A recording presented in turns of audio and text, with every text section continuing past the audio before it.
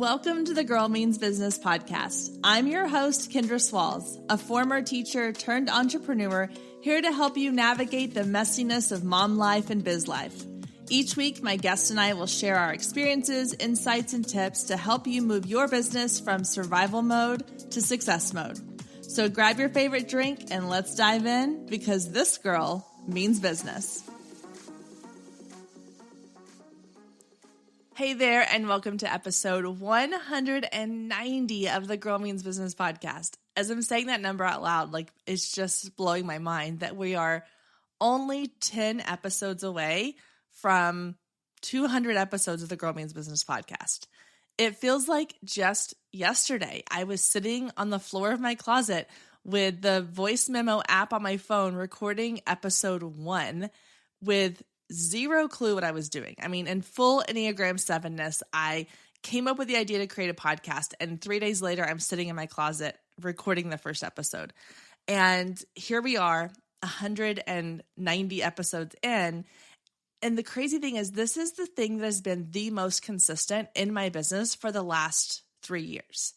I have not missed a single week of this podcast, and I have yet to feel, knock on wood, I have yet to feel burned out by it. I truly, truly enjoy this podcast and the people I've met and the stories we've been able to share and the conversations we've had and the people I've met that listen, not even just the guests on the show. Those are incredible connections, but those of you that are listening on a regular basis and that have found me through the podcast or have connected with me through the podcast has been so amazing. So thank you to everyone that's been here. And I'm curious, my question to you is, how many episodes have you listened to? Now, you don't have to go back and count all of them, but I'm curious to know, are you 5 episodes in? Are you 50 episodes in? Or maybe 150? So head over to Girl Means Business on Instagram, shoot me a DM, and just tell me, how long have you been listening to the show and what's something that you're really enjoying about it? I would love to hear from you. All right, today we have a really fun topic. We are going to be talking about online course creation, how to create your first online course. Now, this is something that I think is so beneficial I know that there's this whole idea that everyone has a course, everyone has an online course. Well, there's a reason, because everyone buys online courses. I want you to stop and think for just a second. How many online courses or programs have you purchased? How many of them have been really beneficial and how many of them have been kind of so-so? I think it's probably 50-50 for me, but I would say I've probably bought into 25 plus courses over the last decade of my business, maybe more than that. I really don't know the exact number, but online courses in the online course industry are a huge moneymaker, and it's a really great way. If you listened to the episode a couple weeks ago with Jessica Stansbury, this is a great passive income option. And so if you are looking to add income to your business and you're thinking, I want to create an online course, today my guest is going to help walk us through how to do that. So today I'm chatting with Melissa Guller. She's a course creation expert and the CEO of Wit Wire. She helps creators turn their skills and passions into profitable online businesses. Before starting Wit Wire, she worked full-time in the online course industry as the senior launch manager for an 8-figure course business, and was the director of marketing for Teachable, which is the #1 online course creation software. So she has an incredible YouTube channel as well. Again, I'm going back to episode with Jessica Stansbury, who's on YouTube. I've been binging a ton of YouTube content, and Melissa's is one of them. She has a ton of content on course creation and how to use Teachable if that's a platform that you're looking into using for course creation. But today she's going to give us some really practical, step-by-step information on how to create our first online course. And if you're worried that it feels overwhelming or tech heavy, I promise it does not have to be. And she's going to give us some really great resources on how to kind of work around that. So let's go ahead and dive into my conversation today with Melissa. Hey, Melissa, welcome to the Girl Means Business podcast. Thanks so much for joining us today. I'm excited to have you here. I'm excited too. Thank you for having me. Yeah. So, okay, let's get into, or before we get into our topic today, which you are our course creation expert here. We're going to get all into how to create a course and why you should create a course and all those things. But tell us a little bit about who you are and kind of how you got into what you do now. It's funny. I used to say that I didn't know what I wanted to be when I grew up. But now looking at the business I run, this was never on the list of college degrees. So the way I've gotten to this point where I run my own business is by saying yes to opportunity. I graduated with a music degree, didn't quite feel right to me to go in that direction. So after a brief stint in event production, I ended up in the education tech industry. And that really started to open my eyes to see, first of all, that we crave knowledge. We want to either improve our skills or parts of our lives. And you can do that in so many ways. And then that led me to work for Ramit Sethi, managing his 8-figure-a-year course launch team before I got poached, fortunately, by Teachable, the course creation platform. And I worked there for 4 years. And now I run my own business where I help people create and launch their own courses. So I think I have a really unique perspective in the industry because I've worked for a huge New York Times bestseller. I've worked with the software. I've done it myself. I've taught in person. And now I feel so lucky that I get to help more people earn money online doing work that they really enjoy, because I think life is just too short to stay in a 9-to-5 that you hate. So I'm really excited to get into it today. Yeah, I know, I could not agree more. Life is definitely too short. And I think that we're in a really cool part of history, I think, right now where people are realizing, and I think with, if you want to say something good that came out of this whole pandemic was that people realized, like, I don't have to work in a cubicle or an office or a traditional role in order to be successful and provide for my family and make money and feel fulfilled. I can't never say that correctly. Feel fulfilled. Okay, there we go. So, and I know that for a lot of people, creating courses and digital products and things like that is a way for them to make income and to have an online business. So it's definitely something that people talk about a lot. And coming from, I was a teacher for 14 years. And I was when I left the teaching world and was running my business, I was like, man, there's so many teachers who keep asking me, like, how did you do this? How did you do this? And I'm like, this is a group of people who have so much knowledge and so much information. Like, why are more people not using it to create something? And so I think that's where I want to start with our conversation today, is the idea of who should be creating courses. So I'll just and it's a very broad question to give you, but who should be creating courses? In its simplest answer, I really believe anyone could create and sell their own courses. I will say, I think in terms of a starting point, you might be a little more ready if any of these describe you. If you have previously worked one-on-one with even a small number of clients, just kind of having that feel for what a buyer wants and how you could help deliver an outcome to that person, I think is a great starting point. Maybe you also have a great skill professionally that now you're trying to shift from that 9-to-5 into doing something on your own. Maybe neither of those apply, but you've started building a small following online, whether it's through YouTube, podcast, social media, TikTok. If you're starting to feel like there's any kind of momentum where people are asking you about your expertise, I think that's a good early sign that you're onto something. And if you haven't gotten those signs yet, you could just be earlier on in your journey. But in terms of like, what industry do you need to be in? Or do you need to be guru or an expert status? Like, I don't believe any of those are true. If you have it within you to help other people and you've achieved a result for yourself or for somebody else, I believe you can be a course creator. Stay with us. We'll be right back. If you've been listening to the Girl Means Business podcast for any amount of time, then you know my love of email marketing runs deep. Not only is it a great way to generate new leads, but it's one of the most effective methods for nurturing warm leads and turning them into sales. Now, over the years, I've tested several email platforms, and my favorite by far is Flowdesk. Not only do they make email marketing simple and easy, even for the technically challenged, but they have everything you need to create stunning emails, capture leads, make sales, and automate the entire process, giving you time back in your busy day. And the cherry on top is you're only charged one flat fee no matter how many subscribers you have. So while other platforms will increase your price when you go over your pricing tier limit, Flowdesk has no price increases or hidden fees. If you're ready to give Flowdesk a try, click the link below in the show notes to save 50% off your first year. Let Flowdesk help you design emails people will love. Click the link below and check it out. I have a feeling you're going to love it just as much as I do.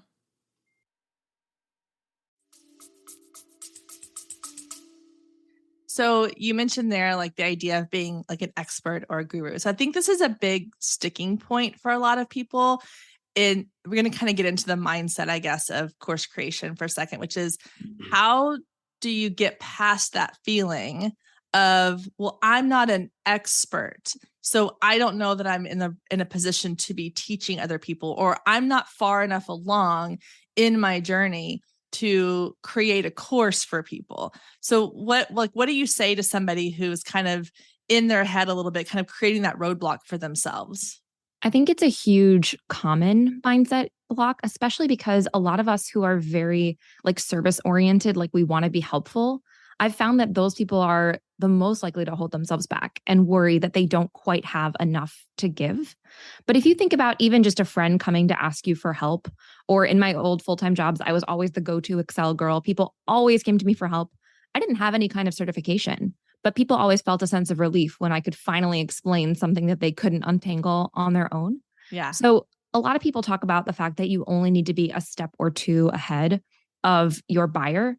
But to even take that one step further, I think if you look at the gurus, the big names in your own industry, sometimes those people are just too far ahead for your ideal buyer to even fathom how that person could understand them. And the fact that potentially you have gone through this experience yourself or helped someone else more recently, you're only a few steps ahead. I think people like that because they can relate to you even more. So I think it's both an advantage and an opportunity to be a little bit earlier on, and your buyers will be interested in talking with you and learning from you because of it. Yeah. Oh, that's a great perspective. Because I do hear a lot of people say like, oh, you just need to be like a step or two ahead. And that's great in theory, but then that imposter syndrome kind of sets in and you're like, oh, but am I like, who am I to be putting this out there?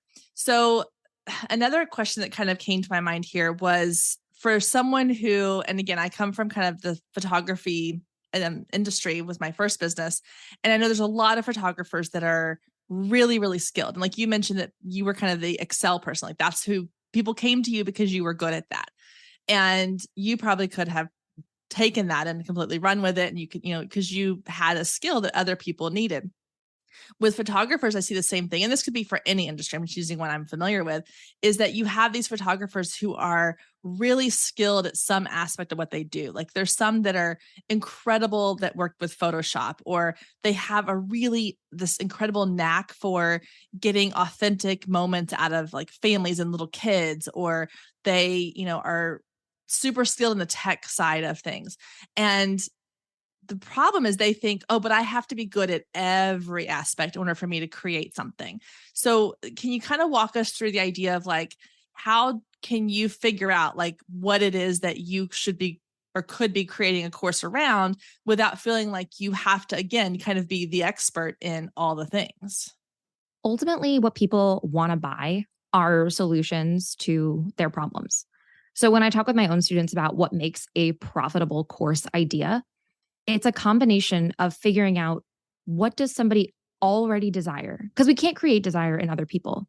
And I think where it starts to feel salesy or tough to sell something is when you believe you have to convince somebody to want it. But instead, if you start not by asking what skills you have, although we'll circle back to that, instead figure out like, what does my audience need? What are they actively searching for? What is the pain point in their life? What is the gap between where they are today and where they want to be? And if you can identify what that is, then you can figure out how your skills can help them get there. So for example, with Photoshop, there could be countless different courses that somebody might create that have the baseline skill of teaching somebody Photoshop. But depending on who you're teaching and what their goals are, the course is going to be very different. Are you teaching a freelancer who wants to use that skill to book gigs? Are you teaching a photographer who's doing something for more of a hobby? Are you teaching a total beginner? Are you teaching a UX designer? Like there's just so many people. And if you can't get the clarity on who it's for and why they want it, it's going to be really hard to figure out what your course should be about. So I would ask yourself, what is the existing desire that somebody in my audience has? And how can I help them go from where they are today to where they want to be? Okay. So you brought up another good point there, which is, again, kind of going along the idea of sort of roadblocks that people come up with in their mind, is we'll use the Photoshop example and kind of run with that one, is that someone who is like, okay, I am really good with Photoshop. I'm great at creating these kind of artistic images out of ordinary photos and using my Photoshop skills. But there's so many people that already teach that. So why should I kind of throw myself in the ring when there's already so many people who are quote unquote better or further along than us? So how can we kind of break that mindset as well? It's definitely something I hear all the time. And I think it's a great question. The counterintuitive truth is that the more competition you see, the more that validates demand that this idea is profitable. Because if somebody is willing to pay for somebody else's Photoshop course, that is a little indicator, I call them profit indicators, that somebody would be interested in paying for yours as well. And often the best course ideas that you have are the ones that have already been done. And the way that you'll stand out is not by having this brand new topic that no one's ever done before. It's just by having your unique approach to that topic, or potentially it's for a slightly different audience or a more niche audience. But even in the world of course creation, photography, there are so many courses on all of these areas, and that's a good sign. It shows people are interested in reaching that outcome. So I know it's kind of tough. And I will say, as maybe more of like a mindset recommendation, I don't follow my direct competitors. There are a couple of times throughout the year where I'll do intentional research, but I don't think it does any of us any good to compare ourselves to what a direct competitor is doing in the marketplace. So I would say find them, acknowledge them, bookmark them for sometimes, but don't spend too much time looking at them. But it is definitely a good sign. It shows there's demand for your idea. I like that. I hadn't thought of it that way. It's like, yeah, that does validate the fact that that people want this, because if you're trying to put something out there that's never been done before, it may be that there's no need for it. That's why it's never been done before, or it's been tried and failed, that kind of thing. So exactly. I like looking at it as a sort of proof of concept type angle. Okay. So what about the question of, well, should I create my course and then create kind of the audience around it? Or should I wait until I have an audience and then create the course? Like, it's the chicken and the egg. What comes first, the following or the course creation? People have been asking this for years, and I'm sure we will continue to ask it for years to come. And I do, of course, think that if you have an audience, that's a great starting point, not only literally because you have people to sell to, but again, it's about idea validation. You have people who have said, I am interested in this outcome that you're talking about. So that is a great starting point. But I do think there's a myth that a lot of people talk about where you believe you need a big audience before you can sell courses, or that you have to be like fully booked at capacity with clients to have a course. Again, those are great signs, but you can also build your audience by selling rather than build an audience to sell later. I think it's all about just managing your own expectations. So for example, if you expect to launch a course and enroll 50 students, but you barely have an email list or any social media following, you are probably setting yourself up for disappointment. Not because the course won't sell over time. It's just because it won't initially launch with 50 students. But instead, if you adopt the mindset of, I'm a little bit newer, what if I just got 5 students to join me in more of an MVP, minimum viable product mentality, something that's pared down and simple? What if I started there? And then what if I continued to enroll people over time? This does kind of allude to my overall philosophy on course creation. I call it the course lifecycle method. And I believe, after what I've done in my business, what I've seen through Ramit and Teachable, that the most successful courses use different teaching and marketing strategies at different stages of growth. So yes, it's true. People want the passive income. They want the huge audience. They want things to sell on autopilot. And for that strategy, you would need to start with a big audience. But in the way that I've done it, and what I've seen work really well across different industries, is if you start with simpler teaching strategies, simpler, less massive marketing initiatives, then you can kind of gradually grow over time to the point of having sustainable income building into your business. And I will say, I think another advantage of starting small as a business is that fewer people need things from you. Like the downside, a blessed downside, but a downside of having a huge audience is that more people want stuff from you. You got more clients, you got more students, you got more emails, you got more stuff to reply to. But when you're smaller, you really have the advantage of figuring out like, who are these first few people that I can focus on. So I think each audience size has its advantages, and both can work for course creators. Maybe just to wrap it up though, if you've never sold a product on this outcome before, I do think it's worth considering selling a one-on-one service at least a couple of times first, just because it's fastest to sell. All you need is the simplest sales page ever and the ability to collect a payment, and you are in business. And I think when you work with people one-on-one, you have the opportunity to work out your own system of how you would help somebody reach an outcome, which will become the signature system that goes into your course. So I think there are advantages to starting with one-on-one, even if you do intend to scale with a course. Yeah, I think that's a great idea. And I loved what you said about how there's different strategies based on where you are. I think people do get the idea of like, oh, because there's so many people out there who are selling courses, the idea of courses as it is, passive income. You just create it, put it out into the world and let it do its thing. And there's so much more that goes into that. And it evolves and grows just like a child. It evolves and grows, and you have to adjust your strategy based on where you're at in that, the life cycle of that program or course. Okay. So we've kind of covered a lot of like the mindset of, when and why and how, or not how, but when and why, and getting through some of those roadblocks. So if anyone's listening and they're like, okay, you've convinced me, like I am capable of doing this. I have knowledge. I'm in a position to create something that people really want. I have an idea of something what people that really want. Let's get into like the actual process of creating a course. So can you kind of walk us through just sort of the getting started phase of designing a course? So after you choose your profitable idea, you would start by outlining your curriculum. And to me, this is really the foundation of the whole product that you're selling. And again, if you've worked with clients, you probably have the makings of a signature system. You've already worked with clients in a certain order. There are similar steps that you go through one by one. And so even if you haven't actually taught before, you may be surprised to realize that you have a stronger foundation of what I call a linear curriculum. You want to create a point A to point B experience. You want it to be very directed. You want to put it in order. A lot of people think it's better to give students freedom. But in fact, a lot of studies show that the more decisions that you have your students make, the less likely they are to reach their outcome. So you want to create the simplest possible path. And another mistake I see a lot of course creators make in this stage is they want to pack it in with as many videos, as much knowledge, everything that they can. But the more you give your student to do, again, the less likely they are to reach their goal. So the interesting dichotomy of a great course is that it is the shortest possible effective version of your own knowledge. And I actually spend probably hours paring down what I know to be shorter, more succinct, more resources like templates or starter scripts so that you can help people reach their goals. So that would be part one, is mapping out your course experience in terms of linear sequence of steps. From there, you would start to actually create some of the curriculum.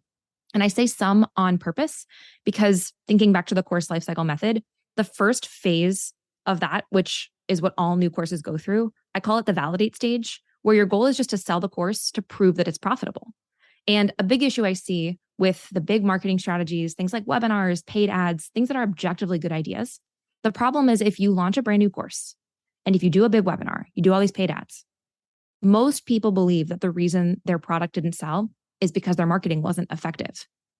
But in fact, what's true is that there's something called the 40-40-20 rule, which says if somebody makes a purchase, 40% of their decision is just, was it the right offer? 40% is, are they the right person? And 20% is creative.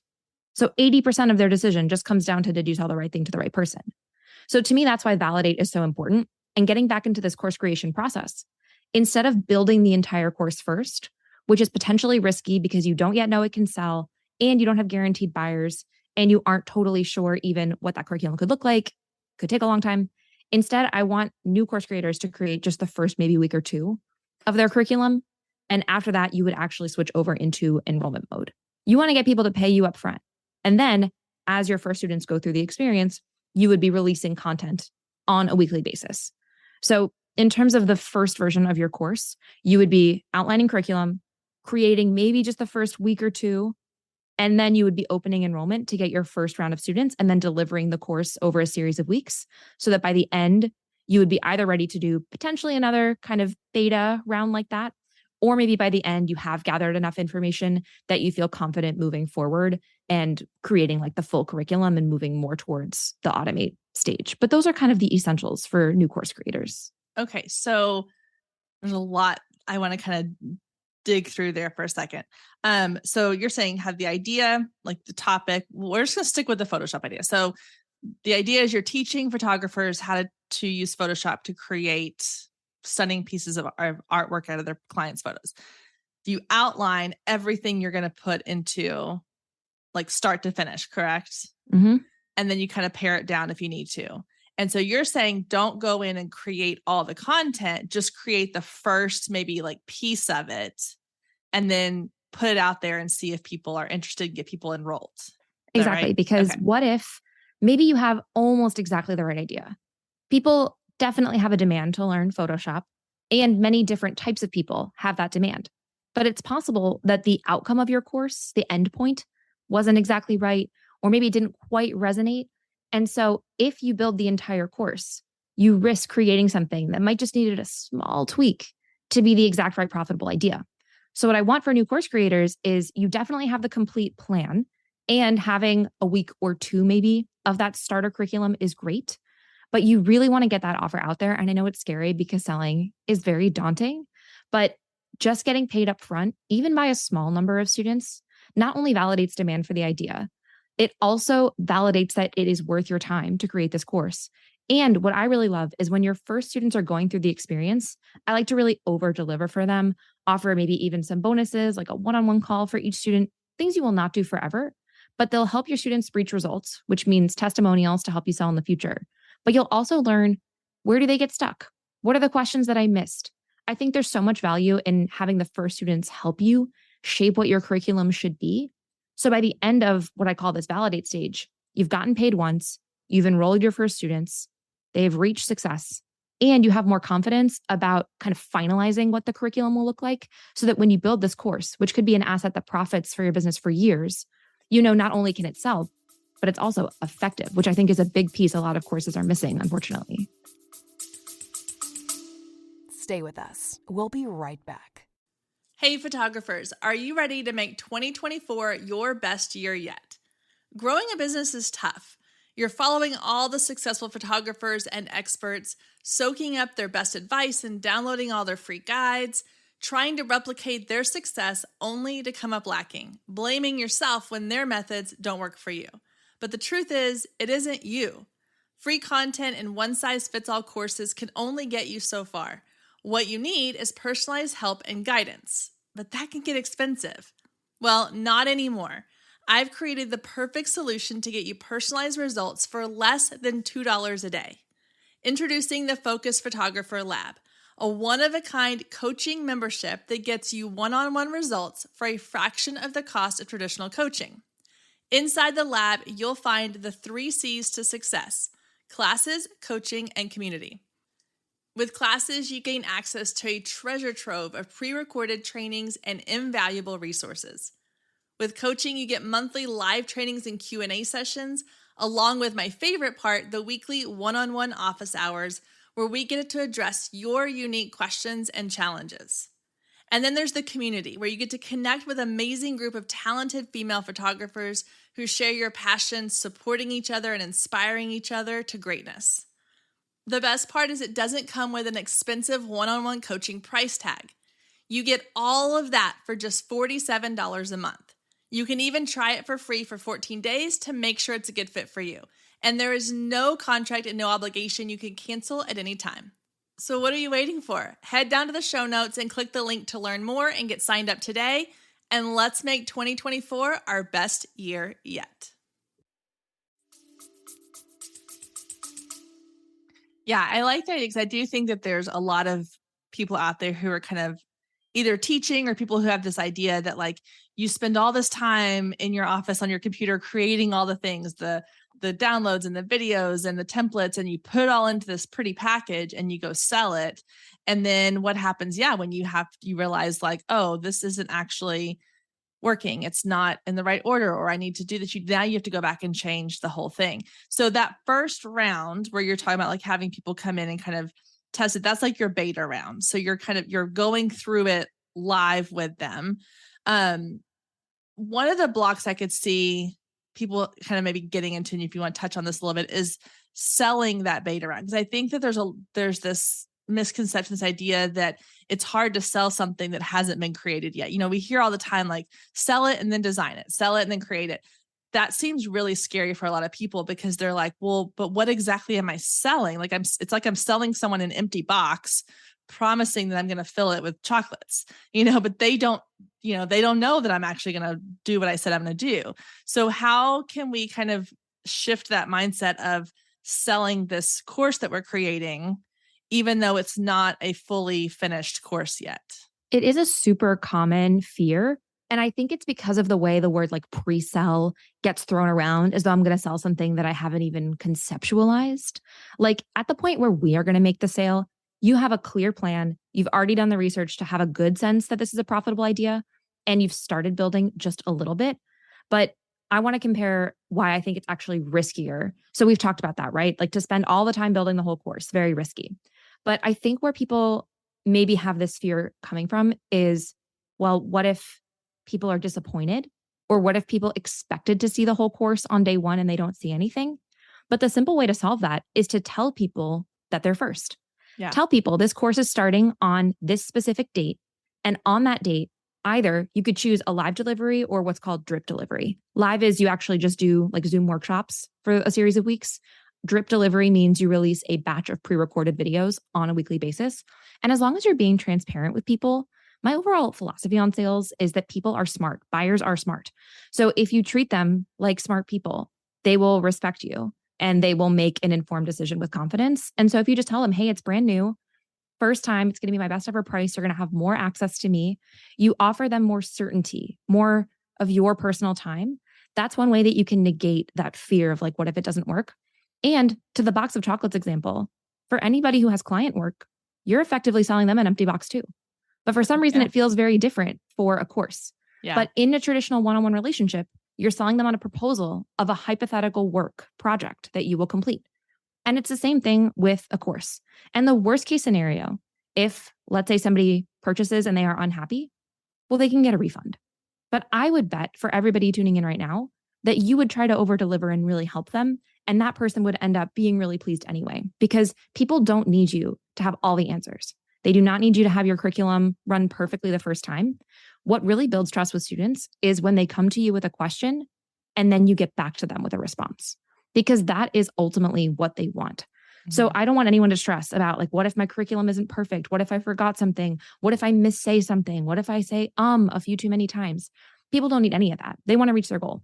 And if they can tell that you're sincere about helping them, that's what's going to sell them, and it's what's going to lead to their success. Yeah, the perfectionism thing. I know so many people that let the perfectionism of like, well, it has to look a certain way and it has to be polished and it has to be like, feel like it's this expensive thing or whatever. And really, you're right. Like the audience doesn't care. They just want the results, however it gets delivered to them. And I think that one thing that kind of came to my mind when you were saying all this was putting myself or putting yourself in the seat of as a buyer. Like think about your own buying habits. Like how many times have you bought into something where maybe you didn't, it wasn't a full box of chocolates yet. It was just a partial or an empty, or, for me, like I really love getting in on the ground floor of something, I use Flowdesk for my email marketing platform.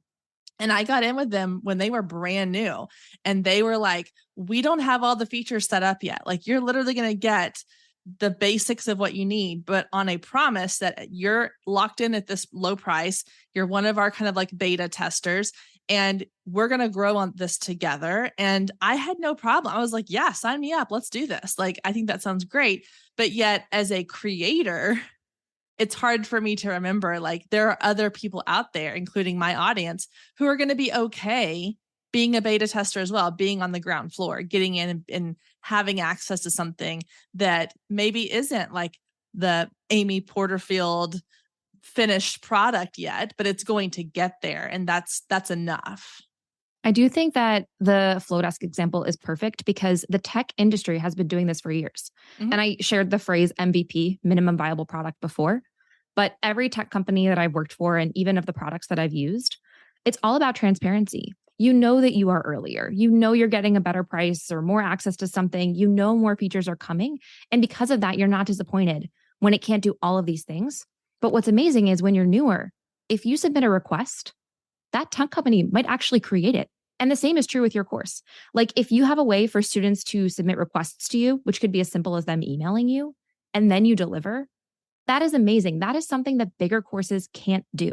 Yeah. And so I think too often we associate that big, perfectly produced course as being somehow better.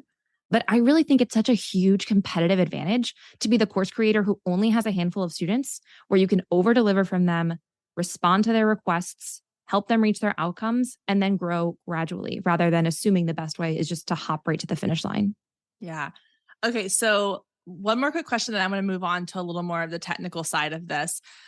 What do you say to somebody who maybe like, okay, they're like, Melissa, this is amazing. I want to jump in on this. They go through all the things you just said. They outline, they create that first piece, they start putting it out there, and it's crickets. Nobody signs up, or like one person signs up. At what point do you maybe kind of go back to the drawing board, and like, where do you start to dissect what part of that maybe needs to be changed or updated or tweaked a little bit? I think this is super important because I don't want anyone to feel like it's a guarantee that your course will sell. Like, I believe if you go through a certain set of steps, you can have a good sense of at least being in the right direction. But for some of my students and clients, that's been the reality. The first one didn't sell, and then they did have to tweak before it ultimately was profitable. And I think it comes down to two primary possibilities. The first is that it's possible your audience isn't big enough. If you put out an offer, but only 10 people follow you and they are all family members, being a little extreme, but odds are good that no one in your audience is in your target audience, in your target market. So I think the solution there is, if you can kind of be objective, take a look and say, you know what, we're pretty early days. What if I tried to just build up an audience around this topic? What if I could see, can I build momentum talking about this? And if you were to do that, what I would recommend is having a wait list. Because if you start to see people opting in, even though it's not a purchase, it's still what's called a micro commitment, where they're saying yes to you and they're showing intent. And so that is, I would say, the most common reason that I see why courses don't sell is just the reality that there weren't enough people to see your offer. On the other hand, sometimes for some clients in particular who have had a bigger audience, they didn't sell as much as they anticipated. And it came down to the way the offer was positioned. I'm not talking about marketing. I'm talking about, did you sell the right thing to the right person? And so what's interesting about our own expertise is that we have our own sets of skills. Photoshop is a great example. That's a tool at our disposal. But people buy tools to serve a purpose. And so sometimes you've identified the right tool and maybe even the right audience, but you haven't really figured out like the deep reason why someone wants to use that tool. And so even thinking back to our Photoshop people, some people work in advertising, some people are photographers. There's so many use cases.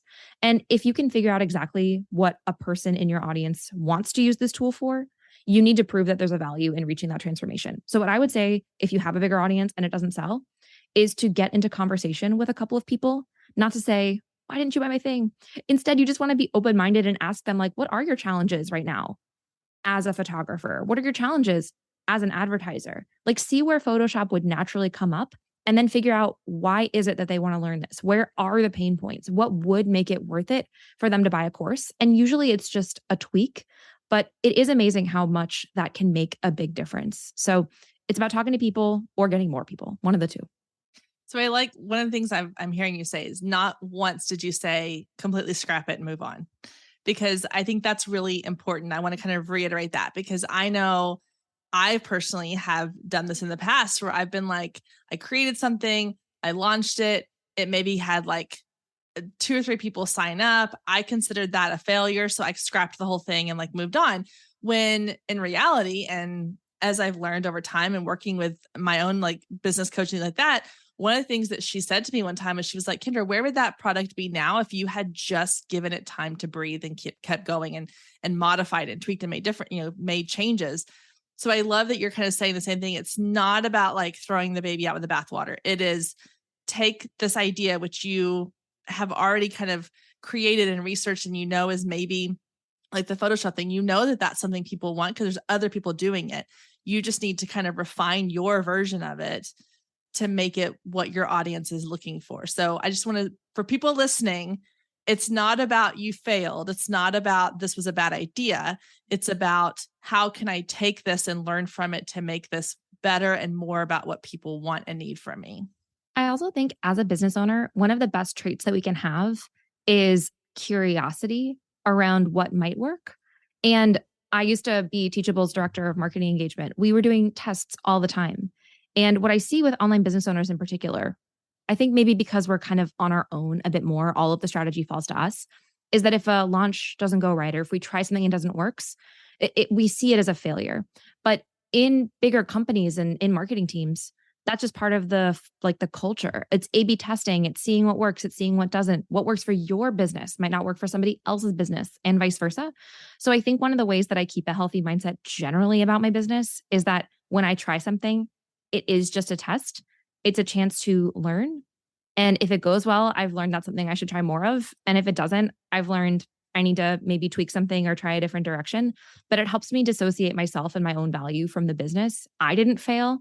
This strategy taught me something. And so just kind of embracing, I think, the curiosity of business, the freedom that we have to try whatever we want and see how it works. I think that's really kept me grounded as a business owner. Yeah. And I like what you said about separating yourself from it, because it's not a personal failure. It's not that they didn't buy because they don't like you. It's that they didn't buy because there was something in the messaging or the branding or the way it was, whatever it is, figuring out what that is. And to me, that's where and not that anytime something doesn't work out is fun, but it's fun for me to kind of figure out the puzzle pieces of, okay, well, if I change this one little thing, how does that make a difference?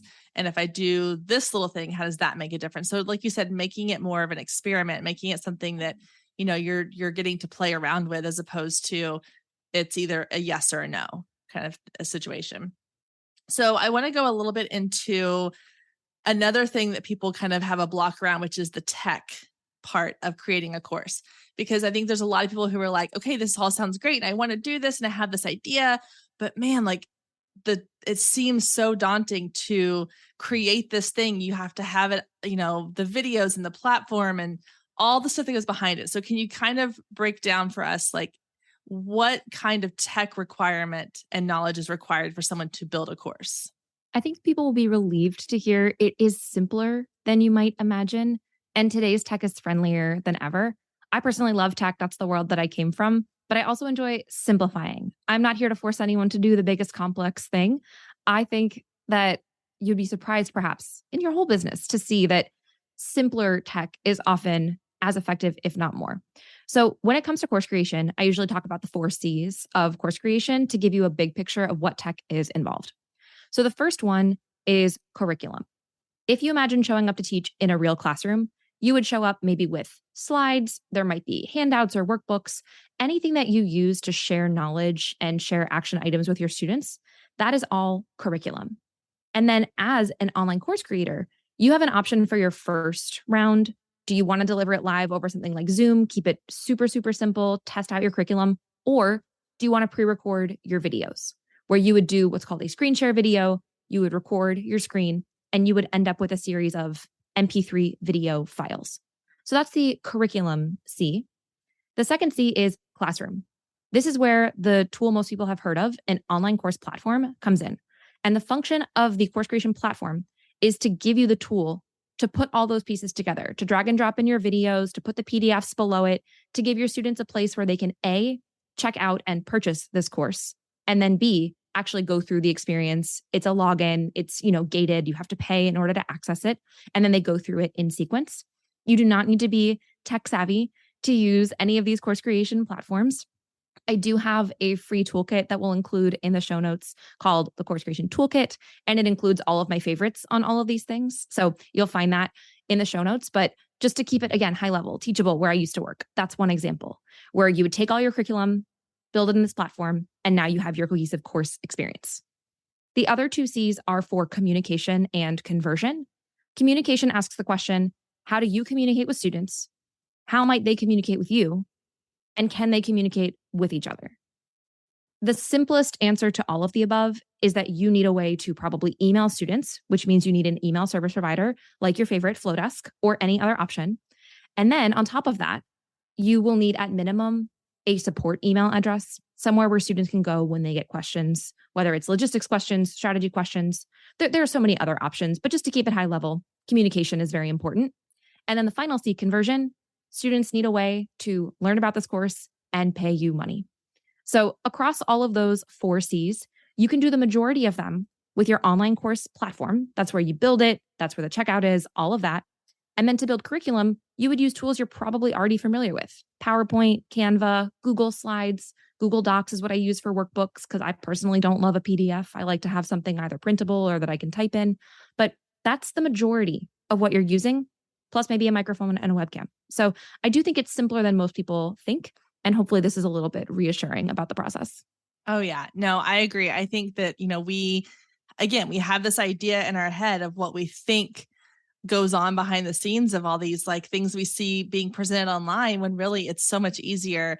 And even like people, like, I'm not the most tech savvy person. That's not what I do. It's not what I bring to the table, but I can use platforms like Teachable and Flowdesk and things like that because they do make them super user friendly. They're designed for people to have the ability to create things like we've been talking about today without the wall of having to understand the tech behind it. They take care of all that for you and makes it incredibly, incredibly easy. So, and I love the 4 C's. I love alliteration. So that makes me really happy.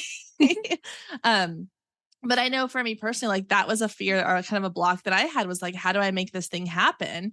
And like my first program I ever created was inside of Kajabi, and it made it, they have all the bells and whistles and all the things, but I still felt like I could easily create within that platform. And it, like you said, it had everything in one place. I wasn't having to go, okay, I got to figure out how to upload these things. And then I have to connect it to this other thing. And then I have to have a third thing for the payments. And it's so simple. And they have people, I'm sure, who on their teams that will help you. And there's all kinds of resources and things like that. So tech, as intimidating as it might be, like in our minds, it's once you dive into it, it's really not the piece.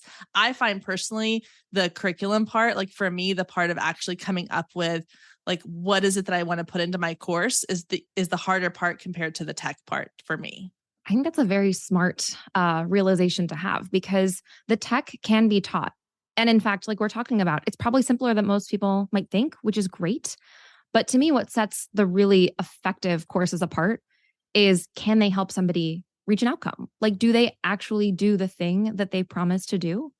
And so, although we've talked a lot about tech and marketing, which I really enjoy, to me, a big void that I saw in the course creation industry, and I feel like as a teacher, you'll relate to this, is just the fact that learning how to teach your own skill is in itself a new skill for a lot of people. Yeah. And so that's part of the process I feel really passionately about, is like, how do you translate what you know? And then figure out, how do I communicate that to somebody else in a way that serves them? And to kind of put myself in their shoes to say, like, what does my student need right now at this moment? How could I be of service to them? How can I help them move forward? And how can I help them get unstuck? Yeah. And I've even seen people promoting, courses where it's like in that beta mode where they're like, I'm literally, like you said, Zoom, like we're just going to hop on Zoom once a week and I'm going to teach you what I know. And that doesn't require a ton of the tech piece to it. Or they'll be like, I'm going to email you once a week with a video that you're going to watch and a PDF worksheet that's going to go with it. Like if you want to get what you have available to teach people out into the world, there are ways to do it very low tech, but at the same time, these platforms, like you said, are such a tool to help make it more polished and cohesive and everything's together. But my whole point of that is like, there's so many different ways to deliver the message that should not be what stops you from getting your content out there. It's more about perfecting the content you're sending out into the world. Totally. And I think a theme of this whole conversation too is to start simpler. I think where I see a lot of my course creators aim, they have this big vision for their course and what it'll look like and all these bells and whistles and these cool add-ons and this big community and all these things. That's amazing if that is your long-term goal for what the course would evolve into. But the whole purpose of this course lifecycle method is saying you don't have to start there. You can pare it down. Ask yourself, what is the simplest possible way I could sell this? What is the simplest possible delivery? How can I really help these students reach their outcome, which is the most important part? Even down to things like a sales page. I know that really intimidates a lot of people. You've seen big sales pages, very fancy, built on these websites. And I have a WordPress website currently. But when I was doing beta rounds of my course creator program, I was using a page I built in Notion, a free note-taking app. I've seen people use Google Docs, same thing. And that Notion page has earned me $100,000 before I actually built a proper page on my website. Wow, so if you think it's the tech holding you back, I'll bet A, it's simpler than you might imagine, which hopefully is a relief. But B, there's also just probably a simpler way to get started where you don't have to go all in with all the bells and whistles. And you can really ask yourself, what is most important to collect the payment and deliver a great experience? Stay with us. We'll be right back. You love listening to podcasts, but have you ever thought about starting your own podcast? Maybe you want to build a brand, grow your business, or are looking for an excuse to talk about your favorite hobby. Whatever your reason for making a podcast, Buzzsprout is the place to start. Since 2009, Buzzsprout has helped over 300,000 people launch their own podcasts. Buzzsprout walks you step by step through the whole process and will give you powerful tools to start, grow, and monetize your podcast. Ready to get started? Click the link in the show notes to get our free step-by-step guide to starting your podcast today. Yeah. Oh, so good. So one last thing I want to touch on, and this is more of just kind of an observation I want to make before we kind of wrap up here, is I love that, when someone probably sees the title of this episode talking about course creation, one thing that I see in like all these Facebook groups or forums that I'm in about this, around this topic is pricing. And I love that like nothing that you have mentioned today has even touched on pricing, because that's not, in my opinion, and you can tell me what your thoughts are. To me, that is like one of the last things that you need to focus on when it comes to course creation, because it's not about like, what am I going to price my course? I mean, I know people that have clients that I've worked with, and one of the first things they'll say is, well, I want to create this course, but how much should I charge for it? I'm like, well, you haven't even created it yet. Like, how do you know, like what, so I'm just curious, kind of wrapping up, like, what are your thoughts on when and how pricing becomes a factor? Pricing is, I'm sure, no surprise to anyone. One of the questions I'm asked about the most frequently, huge topic, super important. I could talk about it for hours. Well, I mean, we're all here to make money. Like, it makes sense. Exactly. I get it. Exactly. And I think that maybe to offer like my best advice is that imagine for a second that somebody might be like a Squarespace website designer. They could offer a done for you service. They could charge $3,000, $5,000, multi-thousands of dollars to actually design someone's Squarespace website. They could offer a course that might be how to DIY your own website that has the exact same outcome. Maybe that's $500 or $1,000. We're just using directional example prices. Somebody else could write a Squarespace book, and that would be $30 on Amazon. And so what I think is fascinating about pricing is that people always say it's about the magnitude of the transformation. Like, how different is this person's life? And that is part of it. But then if you look at the same way, we have the same offer packaged in 3 different ways with 3 different prices, you start to realize that that's not the whole equation. So there are other things that people are willing to pay for. And one of the biggest ones is certainty. People want to reach their result. And if you hire somebody to do it for you, the certainty level that it will actually happen is so much higher because you're not doing the work. And then one level below that, you would pay way more for a course because you're going to get step-by-step demos or tutorials or workbooks. If you read a book, you're probably just going to skim through it, get some basic info, but your own confidence that you will actually reach this result is probably pretty low because books are not built that well to actually give you the accountability to reach your goal. So people are willing to pay for more certainty, and they want to do something with as little energy, time, money, stress as possible. So the more you can kind of lighten the load and increase their certainty, that's going to affect your pricing. And that's why, even though I am the one who built Teachable's pricing calculator, it's a spreadsheet years ago, I am sure they have updated it by now. But it is really hard to build a pricing calculator because you can't quantify any of those things individually. It really is about you and your business. And I think people are seeking answers to this question, what should I price my course? Ironically, because they're looking for certainty. They want to know that they're doing it right. And so my best advice, having said all of that and saying I can't give everyone an exact price, is to really take a hard look at how would this change somebody's life? Like, what is the magnitude of this transformation that does still matter? But then think about, are you helping them do it faster? Are you offering them more certainty? Are you offering a course where they could complete something in a weekend versus 2 months? Like, even little things like that affect the pricing. So try not to even really pay too much attention to what you see other people doing. Definitely don't look at course marketplaces like Udemy or Skillshare. They're playing a totally different game. If you have a one-on-one offer, the course most likely will be packaged at a smaller price point because it's less of your time, less certainty, and all of the above. But I would choose the price that maybe feels a little high. I think more people tend to underprice.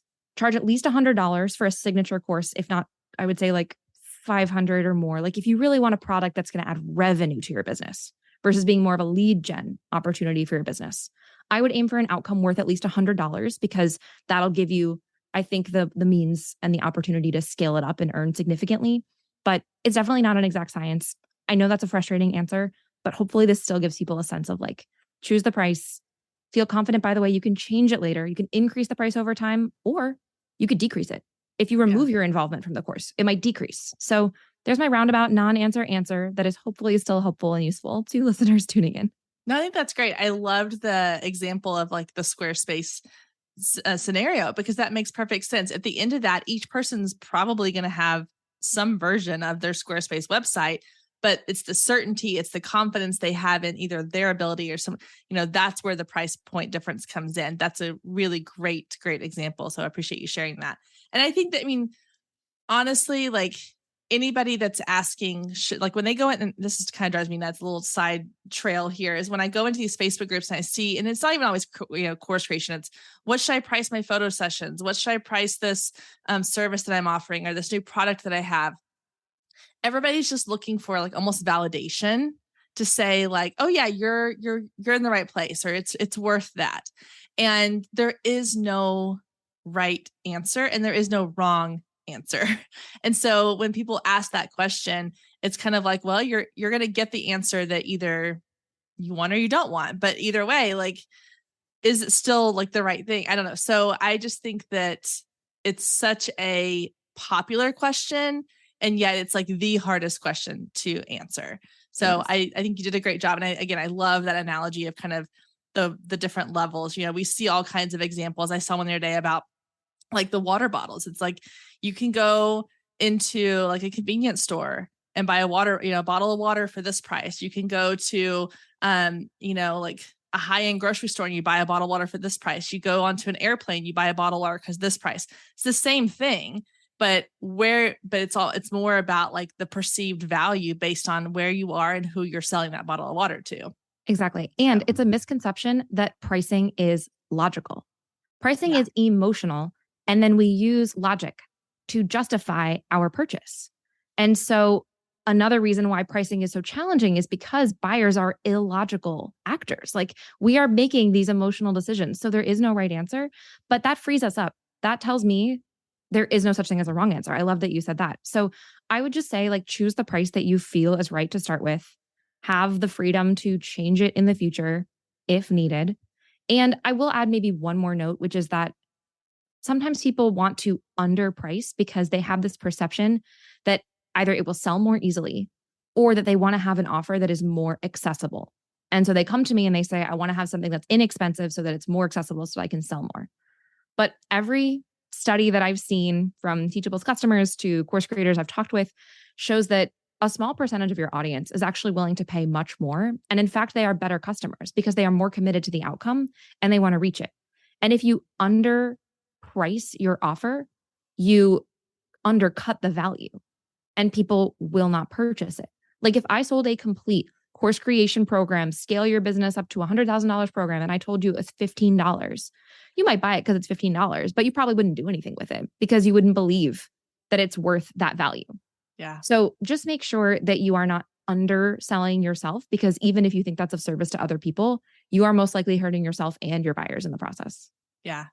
That's such a good point. The perception of it. And it's true. Like, there are people, and I've said this in the photography sense too, of like, there are people that when you lower your prices, you are excluding a whole group of people who now see you as less valuable. And so they're not willing, even though you may have the greatest product or service out there in your niche, they're not going to buy it because they're like, oh, well, if it's only $15, how good can it really be? But if it was $150 or $550, they'd be all in. So yeah, I think that's a great point too. Well, Melissa, thank you so much. This has been super informative. I took so many notes. And I hope that anyone listening, I feel like this is going to give them a really good jumping off point, because we've covered everything kind of that you need to know: the mindset, the how-to, the tech, the pricing, all the things. And so if anyone's listening and they're thinking about creating a course or have maybe started the process, hopefully this gave them just the extra push they need to get that going. So tell everybody if they want to, I know you mentioned you have the toolkit for everybody, they'll be in the show notes. Tell us a little bit more about that, and then how people can find you if they want to work with you or follow you or get to know you a little better. Yeah. So if you're interested in learning more about the exact platforms I recommend, side-by-side comparisons of the course creation platforms, equipment, all that good stuff, you can download my free online course toolkit at witandwire.com/course toolkit. And if you are just interested in more online course tips or online business strategies, you can follow me on TikTok at Wit and Wire or on YouTube at Wit and Wire. Perfect. Well, thank you again so much for being here, and have a wonderful rest of your day. And we look forward to chatting with you again soon. Thanks. Thanks for having me. Thank you so much for joining us today. I hope you enjoyed the conversation as much as I did. And as always, you can find any links or resources mentioned in today's show down in the show notes. And if we're not friends outside the podcast yet, then what are you waiting for? Come find me on Instagram at Girl Means Business and send me a DM letting me know what you thought of today's episode or any of the past episodes you've listened to. You can also take a screenshot of today's episode and post it to your stories, tagging at Girl Means Business, and I'll give you a shout out on my page. I love connecting with you and hearing all about your business and can't wait to get to know you more. I hope you have a wonderful week, and I will meet you back here next week, same time, same place.